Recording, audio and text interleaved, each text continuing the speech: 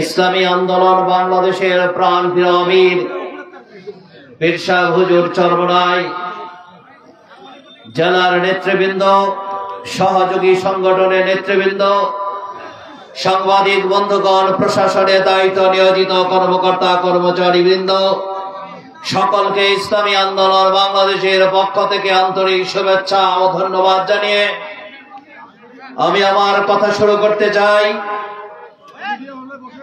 বাংলাদেশের আজকের যে প্রেক্ষাপট তৈরি হয়েছে, এই প্রেক্ষাপট তৈরির পিছনে যারা কারিগর ছিল, যাদের রক্তের বিনিময়ে আপনাদের রংপুরের কৃতি সন্তান শহীদ আবু সাইদ, আমার বিবারিয়ার সন্তান বীর মুগ্ধ সহ হাজার দামালের রক্তের বিনিময়ে আমরা জুলাই এবং আগস্টের এই বিপ্লব পেয়েছি। এই বিপ্লব আমাদের রাজনৈতিক দলের কামাই নয়। আমরা পরবর্তীতে অবস্থান করেছি ইসলামী আন্দোলন ছাড়া মাঠে আর কাউকে দলীয়ভাবে খুঁজে পাওয়া যায় নাই। প্রিয় ভাইয়ের আমার, কিন্তু আজকের এই 3 মাসের মাথায় এসে আমরা কি দেখতে পাই? যাদের রক্তে যাহা প্রায় 32,000 লোক আমার ছাত্র দামাল উলামা তলাবারা যারা আহত হয়েছেন শহীদ মিনারে সুচিকিৎসার জন্য, তারা এখন মৌন মিছিল করতে, গণ অবস্থান করতে বাধ্য হয়েছে। প্রিয় ভাইয়ের আমার, স্মৃতি এত কঠিন। 3 মাসের মাথায় আজকে ক্ষমতার মসনদে যে তারা যেন যাদের রক্তের উপর পাড়া দিয়ে, যাদের রক্তের উপর রেখে যারা ক্ষমতায় আসছে, তাদের কথা এত তাড়াতাড়ি ভুলার কথা নয়। প্রিয় ভাইয়ের আমার, আজকের অবস্থান তৈরি হয়েছে। স্বাধীনতার 53 বছরে আমাদের অবস্থান চিত্র হয়েছে শুধু এক আওয়ামী লীগ ফ্যাসিস্ট নয়, স্বাধীনতার উত্তর 53 বছরে যারা ক্ষমতায় ছিল, এদেশের এমপি মন্ত্রীরা আমাদেরই সন্তান।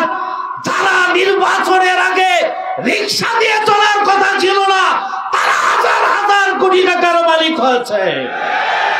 যেই কারণে আওয়ামী লীগ 17 বছর ক্ষমতায় থাকে, বর্তমানে যারা ক্ষমতার স্বপ্ন দেখছেন তারা তাদের গোপনে সহযোগিতা করেছেন। তা না হলে আজকে দেখা যায় প্রধান যারা ক্ষমতার মসনদে যায়, তারা এখন কেমন জানি ভাবে আওয়ামী লীগ নির্বাচনে আসলে আমাদের খুব বেশি কিছু ঝামেলা নাই, বলে কি বলে না?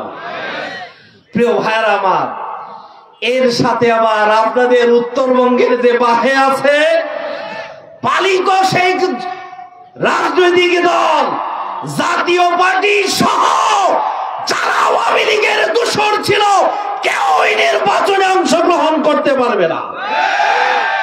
প্রিয় ভাইয়ের আমার, বাংলাদেশের অবস্থান হয়েছে বৈষম্যর জন্য।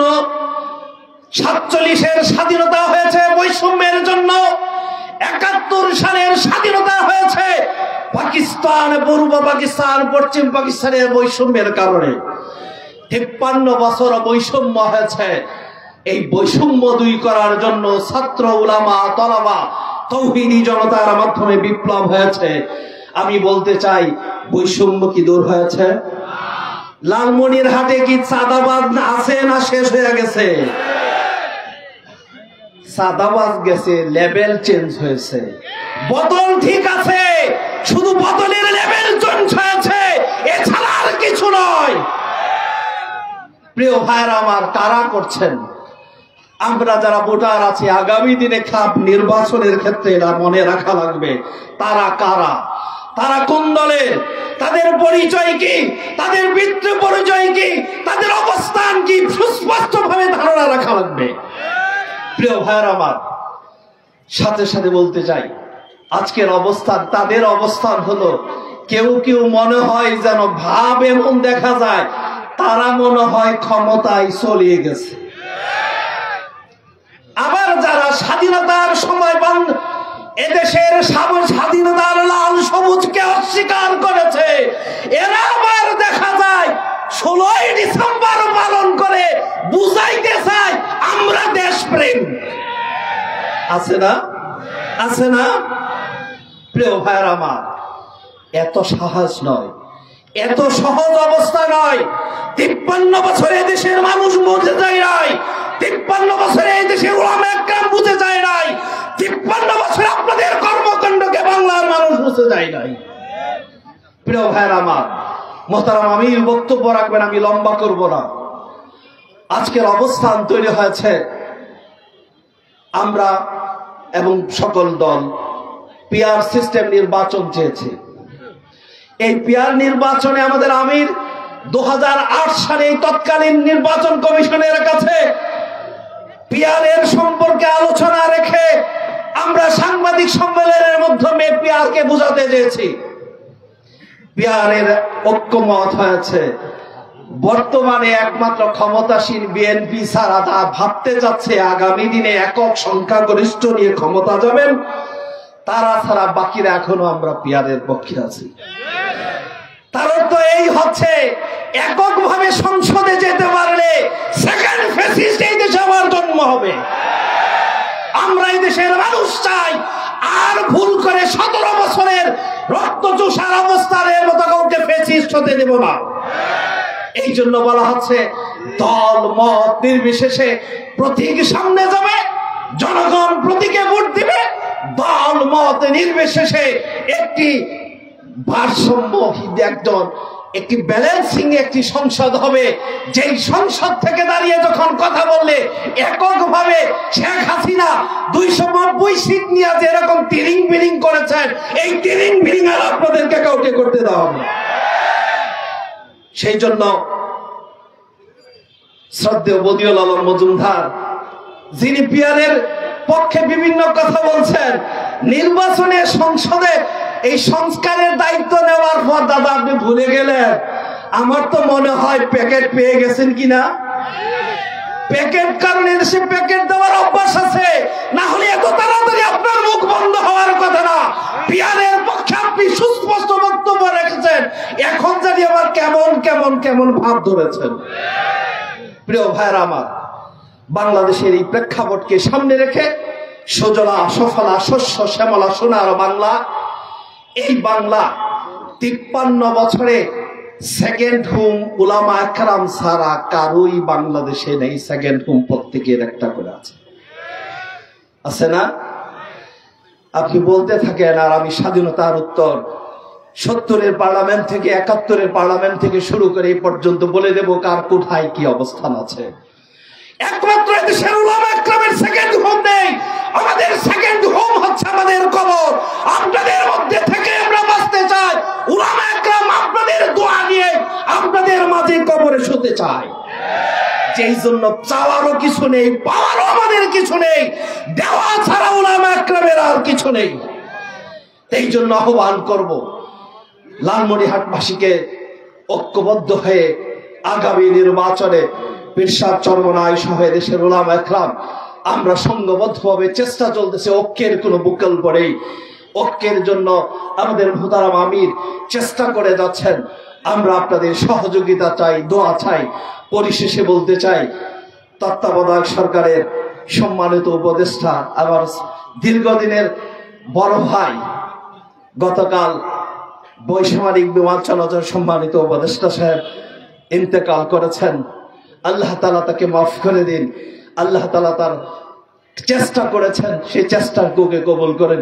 শেষ করতে চাই, ডক্টর মোহাম্মদ ইউনূস স্যার, আপনাকেও এই কালকে আপনি জানাজা গিয়েছেন, টুপি পরেছেন, আমার কাছে ভালোই লেগেছে। জনগণের কাছে কেমন লেগেছে? জনগণের কথা বলেন, মোহতারাম আমির বলবেন। শুনতে পাচ্ছি প্রাইমারি স্কুলে আপনি গানের শিক্ষক নিয়োগ করতে চাচ্ছেন, চিত্রাঙ্কন শিল্পী নিয়োগ করতে চাচ্ছেন। এদেশের সংখ্যাগরিষ্ঠ আলেমদের, সংখ্যাগরিষ্ঠ মুসলমানের সন্তানদের জন্য আমরা ধর্মীয় বলি, উলামায়ে কেরাম বলি নাই, বলছি ধর্মীয় শিক্ষক নিয়োগ বাধ্যতামূলক করুন। এইটুকু করবেন, এই আশা রাখছি। শেষ বেশ ছেলে ফেলেগুলো আপনার অন্তত এইটুকু দোয়া করবে যে শেষ কাম আপনি ভালো করেছেন। শেষ কথা বলতে চাই, আসুন আমরা দলমত নির্বিশেষে আওয়ামী লীগ, জাতীয় পার্টি এবং আওয়ামী লীগ ছাড়া আমরা যারা এক হয়ে এই বৈষম্য বিরোধী আন্দোলনে একাত্মতা ঘোষণা করে এদেশ থেকে ফ্যাসিস্টকে উৎখাত করেছি।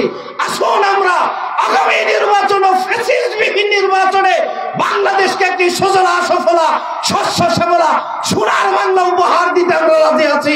আপনারা কি বলেন? আমরা করে পরিশেষে বিশ্বাস চরমনায় হাতকে শক্তিশালী করার জন্য ইসলামী আন্দোলনের প্রতীক কি? ইসলামী আন্দোলনের প্রতীক হাত পাখা।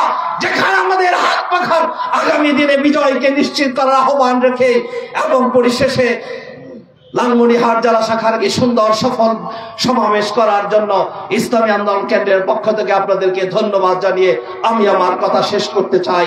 দেখা হবে রাজপথে, দেখা হবে আন্দোলনে, দেখা হবে মিছিলে, দেখা হবে রাতে ধরা রাজপথে। বিজয়ের জন্য যদি আমার ঘোষণা আসে, শাহাদাতের তামান্নার জন্য শাহাদাত বরণ করতে কি রাজি আছি। আল্লাহ আমাদের সবাইকে তৌফিক দান করুন। নাসরুম মিনাল্লাহি ওয়া ফাতহুন কারীম ওয়া বাশশিরিল মুমিনিন। সংগ্রামী সাথী ও বন্ধুগণ,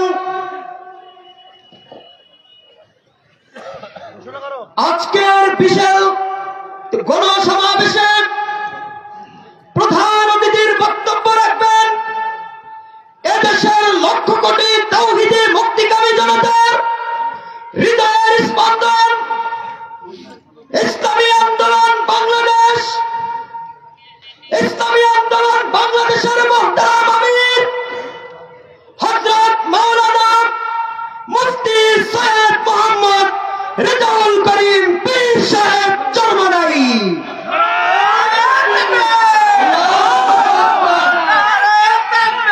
আল্লাহু আকবার।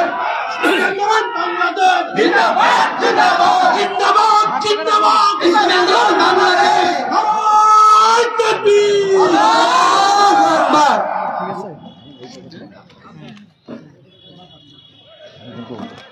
السلام عليكم ورحمة الله وبركاته.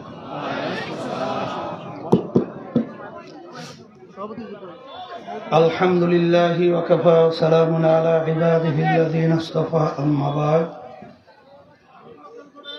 فأعوذ بالله من الشيطان الرجيم بسم الله الرحمن الرحيم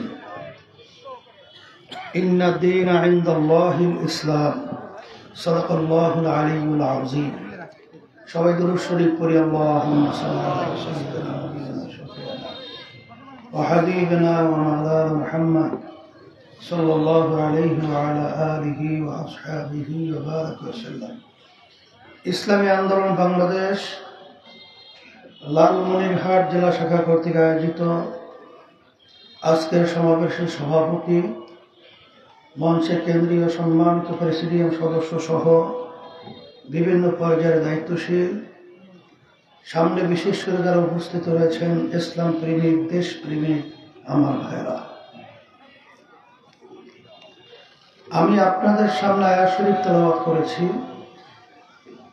আয়াতের ভিতর আল্লাহ রাব্বুল আলামিন বলেছেন, একমাত্র নীতি আদর্শ আমার কাছে গ্রহণযোগ্য বা পছন্দ, সেই নীতি আদর্শের নাম হলো ইসলাম।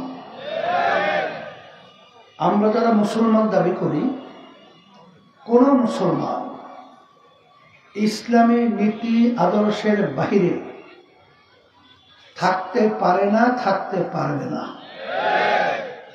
এখন অনেকে বলতে পারেন যে হুজুর, ইসলামের মধ্যে এত দল কেন? বাংলাদেশ স্বাধীন হলো 53 বছর চলছে। বাংলাদেশের ভিতরে অনেক ইসলামের নামের দল রয়েছে, তার ভিতরে একটা ইসলামী আন্দোলন বাংলাদেশ। আমি বলবো আমাদের চিন্তার ব্যবধানতার কারণেই আসলে আমাদের ভিন্ন ভিন্ন অবস্থানে আমরা রয়েছি। সেই চিন্তার ব্যবধানতা কি? বাংলাদেশের ভিতরে 100-র মধ্যে 92 জনের মতো মুসলমান বসবাস করে। এই দেশের মধ্যে আজানের শব্দে বাচ্চাদের ঘুম ভেঙে যায়, আজানের শব্দে বাচ্চারা মায়ের কোলে ঘরে যায়। এই দেশের মধ্যে দেখবেন জুমার নামাজে মসজিদের ভিতরে মুসল্লি ধরে না, রাস্তার মোড়ে মোড়ে মসজিদ মাদ্রাসার অভাব নাই, কিন্তু সেই দেশের মধ্যে নীতি আদর্শ ব্যক্তি থেকে শুরু করে রাষ্ট্রীয় পর্যায় পর্যন্ত বাস্তবায়ন থাকবে, যৌক্তিক হলো ইসলাম। কিন্তু এই 53 বছর স্বাধীনতার ইতিহাসে স্বার্থান্বেষী মহল তারা বারবার আমাদেরকে ধোঁকা দিয়ে বোকা বানিয়ে আমাদেরকে বিভিন্ন সময় সিঁড়ি হিসাবে ব্যবহার করে তারা ক্ষমতায় গিয়েছে। ইসলামী আন্দোলন বাংলাদেশ, আমাদের চিন্তা ছিল, আমাদের দলটা প্রতিষ্ঠিত হয়েছে 1987 সাল, অদ্যাবধি পর্যন্ত আমাদের দলীয় মার্কায় আজ পর্যন্ত কোনো এমপি সংসদে যায় নাই। এর কারণ কি? আমাদের দলটা কি খুব ছোট নাকি? না।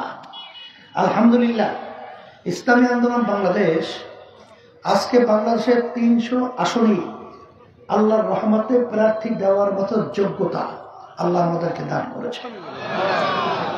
আমরা ক্ষমতায় যেতে পারলাম না কেন? আমাদের চিন্তা হলো যে 53 বছরে আমরা দেখেছি বারবার আমরা, এবারে কি শুরু করছে আমি বুঝলাম না কিছু। হ্যাঁ, বারবার আমাদেরকে সিঁড়ি হিসেবে ব্যবহার করেছে এবং আমরা ইসলামী দলগুলো বারবার পরগাছা চেনেন তো, অর্থাৎ ওর মাটির সঙ্গে কোনো সম্পৃক্ততা নাই। গাছের উপরে আগাছা জন্মায়, কিছুদিনের ব্যবধানে বিলীন হয়ে যায়, একে বলা হয় পরগাছা। আমাদেরকে বারবার এরা পরগাছা হিসেবে ব্যবহার করেছে। ওরা আমাদেরকে সিঁড়ি হিসেবে ব্যবহার করে ক্ষমতার মস্তকে বসে এই দেশের টাকা বিদেশে পাচার করেছে। শুধু তাই নয়, এই সুন্দর একটা দেশ বাংলাদেশ একবার নয়, দুইবার নয়, ওদের পরিচালনায় এই দেশটা তাম দুনিয়ার মধ্যে 5 বার চোরের দিক থেকে ফার্স্ট হয়েছে।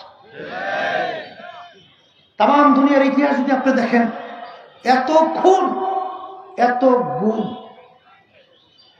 এত দেশের টাকা বিদেশে পাচার করা তাম দুনিয়ার ইতিহাসে অন্য কোন দেশ আছে বলে আমার জানা নাই। কথা ঠিক কিনা? এই জন্য ইসলামী আন্দোলন বাংলাদেশে আমরা চাই যে বাংলাদেশের মধ্যে ইসলাম নামক গাছটা বট বৃক্ষের চেয়েও শক্তিশালী হয়ে তারা সংসদে আল্লাহর ফজলে যাবে। এর জন্যই ইসলামী আন্দোলন বাংলাদেশ আমরা কারো সিঁড়ি হতে যাই নাই, আমরা কোনো পরগাছা হতে যাই নাই। আল্লাহর রহমতে আপনাদের দোয়ায় আজকে দেখেছেন ইসলামী আন্দোলন বাংলাদেশ যখন এই দেশের বিরুদ্ধে, ইসলামের বিরুদ্ধে, মানবতার বিরুদ্ধে যতক্ষণ কোন ষড়যন্ত্রকারীরা ষড়যন্ত্র করে থাকে, আর আল্লাহর রহমতে ইসলামী আন্দোলন বাংলাদেশ এবং তার সহযোগী সংগঠন যখন এই অন্যায় প্রতিবাদের রাজপথে যখন আওয়াজ তুলে, তখন এই বাতিলদের কলিজা থরথর করে কাঁপতে বাধ্য। আপনারা দেখেছেন যখন ভারত আমাদের দেশকে মরুভূমি বানাবার জন্য টিপাই মুখ বাদ দেওয়ার ষড়যন্ত্র করেছিল, তখন যদি একমাত্র একটাই দল রাজনৈতিক, আমরা লক্ষের মতো লোক নিয়ে ঢাকা থেকে লং মার্চ করে সেই সিলেট জকিগঞ্জ পর্যন্ত আমরা পৌঁছেছিলাম এবং ভারত সরকার বাধ্য হয়ে বলেছিল বাংলাদেশকে ক্ষতি করে এই বাঁধ আমরা নির্মাণ করব না। আল্লাহর রহমতে আপনাদের দোয়ায় এখন পর্যন্ত সেই বাঁধ নির্মাণ করতে পারে নাই। আপনারা দেখেছেন বৈষম্য বিরোধী এবং কোটা সংস্কার, এরা ছেলেদের একটা ন্যায্য দাবি। দাবিটা কি বলেন? মুখ খুলে বলেন। অত ব্যাখ্যা আমি দেব না। এই ন্যায্য দাবি নিয়ে যখন তারা রাজপথে নেমেছিল, আমাদের চোখে এখন ভাসছে আপনাদের রংপুরের সন্তান মেধাবী, ও যখন 2 হাত প্রসারিত করে দিয়ে ওর বুক পেতে যখন বলেছিল ন্যায়ের পক্ষে অন্যায় প্রতিবাদে, তখন ঠান্ডা মাথায় ওই নরপিশাচ এবং ওই মানবহীন হৃদয়ের সেই প্রশাসন গুলি করে আমার ছেলেকে গুলি করে রাস্তায় লুকিয়ে দিয়েছিল। এটা দেখে সহ্য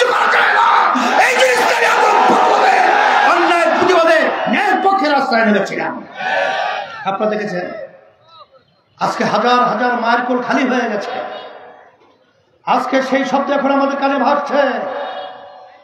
মা যখন কান্না কণ্ঠে বলছিল, আজ কতদিন পর্যন্ত আমার সন্তান আমাকে মা বলে ডাক দেয় না, সেই শব্দ সহ্য করা যায় না। হাজার হাজার মায়ের কোল খালি হয়ে গেল, সন্তান হারা মা হয়ে গেল। এই অবস্থা দেখে কোন হৃদয়বান মানুষ চুপ বসে থাকতে পারে? তখন একমাত্র ইসলামী আন্দোলন বাংলাদেশে অন্য কোন রাজনৈতিক দল তাদের ব্যানার নিয়ে রাজপথে এই অন্যায় প্রতিবাদে নামতে সাহস পায় নাই। কিন্তু আল্লাহর রহমতে আপনাদের দোয়ায় একমাত্র ইসলামী আন্দোলন বাংলাদেশ আমরা রাজপথে আমাদের ব্যানার নিয়ে এই অন্যায়ের প্রতিবাদে ন্যায়ের পক্ষে খুনিদের বিরুদ্ধে আওয়াজ তুলেছিলাম। আর এই বাতিল খুনি বাংলার জমিন থেকে হেলিকপ্টার নিয়ে পালাতে বাধ্য হয়েছে। ঠিক না বেটি? সেই হিসেবে বলবো, আজকে আপনারা দেখেছেন ইসলামী আন্দোলন বাংলাদেশ আল্লাহর রহমত আপনাদের দোয়ায় আজকে বাংলাদেশের মধ্যে যখন এই ভারতের দালাল বলবো না, আওয়ামী লীগ ভারতেরই সরকার ছিল। বলেন বলেন বলেন। কারণ যখন আওয়ামী লীগ প্রথম প্রধানমন্ত্রী হয়েছিল শেখ হাসিনা, প্রধানমন্ত্রী হওয়ার পরে যখন ভারত গিয়েছিল তখন ভারত সরকার তাকে সম্বোধন করছিল কি বলে? বলেন বলেন মুখ্যমন্ত্রী। শব্দটা কি? সে কি মুখ্যমন্ত্রী না প্রধানমন্ত্রী? তাহলে মুখ্যমন্ত্রী কাকে বলে? ভারতের বিভিন্ন প্রদেশে যারা দায়িত্ব পালন করে তাদেরকে মুখ্যমন্ত্রী বলা হয়। এই জন্য দেখছেন এই 16ই ডিসেম্বর ওরা কিন্তু আমাদের দেশ স্বাধীন ওরা স্বীকার করে না, স্বাধীন বল করছে ওরা। ধিক্কার জানাই, আমাদের সমস্ত সম্পদ লুটে নিয়ে গেছিল। আর আওয়ামী লীগ ছিল ভারতেরই সরকার। কথা ঠিক না? এই ভারতের সরকার আমাদের দেশে বসে আমাদের দেশের সমস্ত স্বার্থকে বিলীন করে দিয়েছিল। শেখ হাসিনাই তো বলেছে যে আমি ভারতকে যা দিয়েছি এক কখনোই তারা ভুলতে পারবে না। তা ভারতের সরকার দালাল বলবে কি? এইটাই তো বলবে। কথা ঠিক না? কিন্তু আমাদের বাংলাদেশের মানুষ কি জানতে চেয়েছিল যে তুমি ভারতকে কে দিয়েছো বলতে পারবে না, কিন্তু ভারত থেকে তুমি আমাদের দেশের জন্য কি নিয়ে আসছো এটা তো বাংলাদেশের মানুষ জানতে চায়। কিন্তু কিছু দিতে পেরেছে? পারে নাই, পারবেও না। দালাল কখনো পারে? কিন্তু আমি ধিক্কার জানাই আজকের যারা বিএনপি অন্যান্য দল রয়েছে তারা তাদেরকে আবার নির্বাচনের জন্য আহ্বান করছে। আমি বলবো যে এত ক্ষমতার লোভী হলেন আপনাদের কত বিএনপির লোক তারা মা তারা সন্তান হারা হলো, হাজার হাজার লক্ষ লক্ষ মানুষ জেলের ভিতরে দিন রাত্রি কাটিয়ে তাদের সংসার বিলীন হলো, কত রক্ত ঝরলো রাস্তায়, সেগুলো ভুলে গেছে, ক্ষমতার মোহে অন্ধ হয়ে গেছে। কিন্তু ভালো করে জেনে রাখেন বাংলাদেশের মানুষ ন্যায়ের পক্ষে অন্যায়ের প্রতিবাদে জান দেওয়ার জন্য রক্ত দেওয়ার জন্য তারা অভ্যস্ত হয়েছে। আপনারা দেখেছেন যে যখন মায়ের কান্না বন্ধ হয় নাই তখন এক শ্রেণীর মানুষ ইসলামী আন্দোলন বাংলাদেশ সহ বিজাতিদের সংখ্যালঘুদের জান মাল ইজ্জত এবং তাদের বিভিন্ন উপাসনালয়গুলো নিরাপত্তার জন্য পাহারা এক কথায় প্রহরীর দায়িত্ব পালন করেছে। আর তখন আমরা কি দেখেছি? তখন এক শ্রেণী নেমেছে চাঁদাবাজির জন্যে, জায়গা দখলের জন্যে, লুট তারাজের জন্যে। তোদেরকে ধিক্কার জানাই। কিসের ক্ষমতা? কি ক্ষমতা পেয়েছো? আর বাংলাদেশ কখন কতবার নষ্ট করতে চাও? আর এই সুযোগ বাংলাদেশের মানুষ দিবে না। এই জন্য আমি আমার ভাইদেরকে বলবো, লালমনির হাটের মাটি ইসলামের জন্য ঘাঁটি। লালমনির হাটের মানুষ আমি দেখেছি ইসলামের প্রতি তাদের আন্তরিকতা, এটা আমি আপনাদেরকে ধন্যবাদ জানাই। সেই হিসেবে আজকেও আমাকে একটু আগে বলছিল এক শিক্ষক যে হুজুর ইসলামের পক্ষে আজকে আল্লাহর লালপুরিহাটের মানুষ তৈরি হয়ে অপেক্ষায় আছে। আমরা আল্লাহর ফজলে চেষ্টা করছি যে ইসলামী দলগুলো সম্ভাবনা বিশেষ করে আমরা যেন একটা বাক্স আপনাদের কাছে ইসলামের পক্ষে পাঠাতে পারি। কারণ 53 বছরে আমরা অনেক শাসন দেখেছি, আমাদের ভাগ্যের পরিবর্তন হয় নাই, আমরা সাম্য পাই নাই, মানবিক মর্যাদা পাই নাই, ন্যায় বিচার পাই নাই, আর কোনোদিন এদের মাধ্যমে আর পাওয়ার সম্ভাবনা নাই। সেই হিসাবে ইসলাম তো আমরা দেখি নাই। এই জন্য আমি সকলকে আহ্বান জানাবো, আসেন আমরা সবাই একটা বার ইসলামকে আমরা রাষ্ট্রীয় ক্ষমতায় নিয়ে ইসলামের সুফলটা কি, দুনিয়াতে শান্তি আখেরাতে মুক্তির আহ্বান করছি।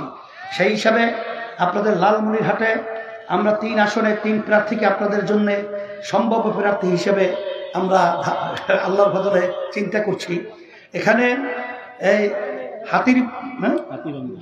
হাতিবান্ধা পাটগ্রামে শাইখুল হাদিস মুফতি ফজলুল করিম শাহরিয়া, সবাই বলেন আলহামদুলিল্লাহ। আল্লাহ আপনি কবুল করেন ইসলামের পক্ষে। দ্বিতীয় কালীগঞ্জ আদিতমারি মুফতি মাহবুবুর রহমান, সবাই বলেন আলহামদুলিল্লাহ, আল্লাহ কবুল করেন। আর 3 লালমনিরহাট সদর এই মাওলানা মোহাম্মদ আলহাজ মাওলানা মোহাম্মদ মুকসিদুল ইসলাম, সবাই বলেন আলহামদুলিল্লাহ। আল্লাহ আপনি ইসলামের জন্য, আমরা দিনের জন্য, ইসলামের জন্য, দেশের জন্য কবুল করে নেন। রব্বানা আতিনা ফিদ দুনিয়া হাসানাহ ওয়া ফিল আখিরাতি হাসানাহ ওয়া কিনা আযাবান নার বিরহমাতিকা ইয়া আরহামার রাহিমিন।